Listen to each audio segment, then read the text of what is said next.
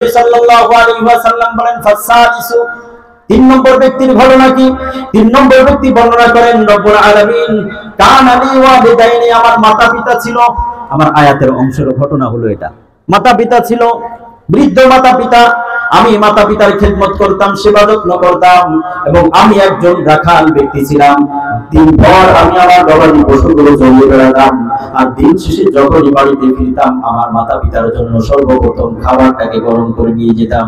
গবাদি পশু থেকে দুগ্ধ দহন করতাম, দুধ গরম করতাম, খাবার তৈরি করতাম, আর মাতা পিতার জন্য খাবার দিয়ে যে তাদেরকে খাবার খাওয়াতাম, আর তারপর আমার ফ্যামিলি সহ আমি নিজে আহার করতাম।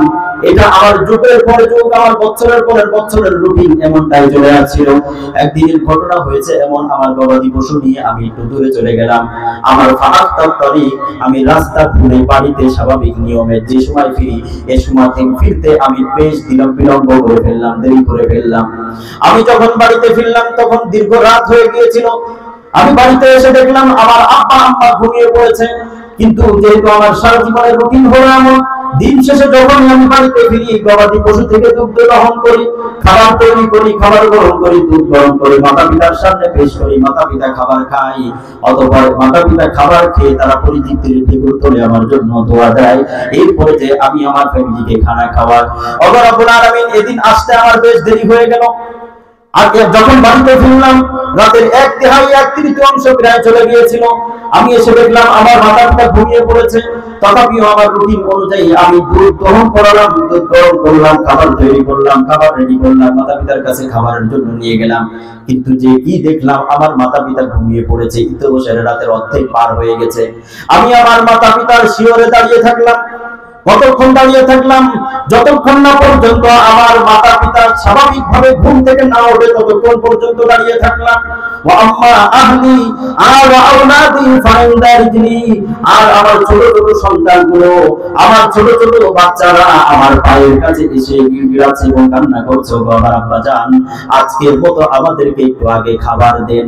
দাদা দাদি তো ঘুমিয়ে পড়েছে, তারা কখন ঘুম থেকে উঠবে আমাদেরও জানা নাই, তাদেরও জানা নাই। আমরা কতক্ষণ পর্যন্ত না খেয়ে আপনার জন্য অপেক্ষা করবো, দাদা দাদির জন্য অপেক্ষা করবো? ও দুনিয়ার মানুষ, তোমার তো আল্লাহ 2-4টা অর্থ দিয়েছে, তুমি ফ্যামিলি নিয়ে খুব ভালো আছো, কিন্তু তোমার বৃদ্ধ মাতা পিতার প্রতি তুমি একটু লক্ষ্য নাই, তুমি খেয়াল করো না তোমার মাতা পিতার অবস্থা কি? তোমার জন্য ঘটনাটা তুমি দেখো।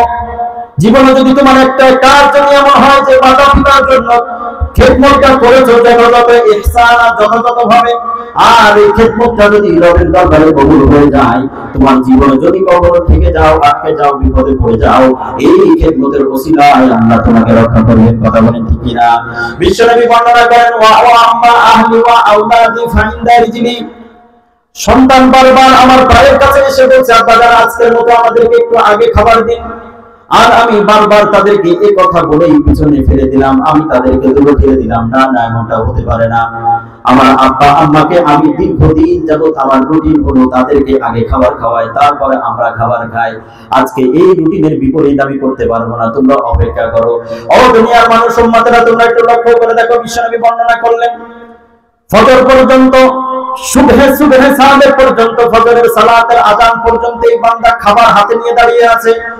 সুবহে সাদেকের সময়, ফজরের সালাতের সময় যখন মাতা পিতার স্বাভাবিকভাবে ঘুম ভাঙলো, ঘুম ভেঙে তারা আশ্চর্য হয়ে গেল, সন্তান আমার প্রতিদিনের ন্যায় খাবার হাতে নিয়ে দাঁড়িয়ে আছে। সন্তানের হাত থেকে তারা খাবার নিলেন, দুধ পান করলেন, খাবার গ্রহণ করলেন, আর রবের জন্য দু চোখের পানি ছেড়ে দিয়ে কান্না করে বললেন, আল্লাহ রব্বুল আলামিন আমার এই সন্তান যদি কখনো আটকে যায়, বিপদে পড়ে যায়, আল্লাহ তুমি এই খেদমতের ওসিলা করে তুমি এই সন্তানকে তুমি রক্ষা করো, তোমার বান্দাকে রক্ষা করো। বিশ্বনবী বর্ণনা করলেন এই সন্তান ওই গর্তের ভিতরে পড়ে দোয়া করেছেন, রব্বুল আলামিন আমার ওই কাজটা যদি তুমি যে বলেছো মাতা পিতার সাথে সৎ ব্যবহার করা, আমি যদি ওই দিনের কাজটা এই সৎ ব্যবহারটা যথাযথভাবে শুধু তোমার জন্য করে থাকি আল্লাহ, তাহলে আজকে তুমি ওই কাজের ওসিলাই করে আল্লাহ তুমি এই জায়গা থেকে বের করার রাস্তা ব্যবহার করে দাও, রাস্তা বের করে দাও। বিশ্বনবী বর্ণনা করলেন এই বান্দা এখনো হাত নামাই নাই, দোয়া শেষ করে নাই।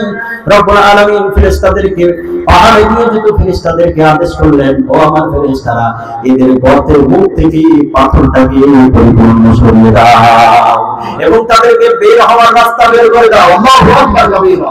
ও দুনিয়ার মানুষ তোমরা একটু লক্ষ্য করে দেখো রাসূল তাই বললেন সাহাবায়ে কেরাম তোমরা কি শিখলে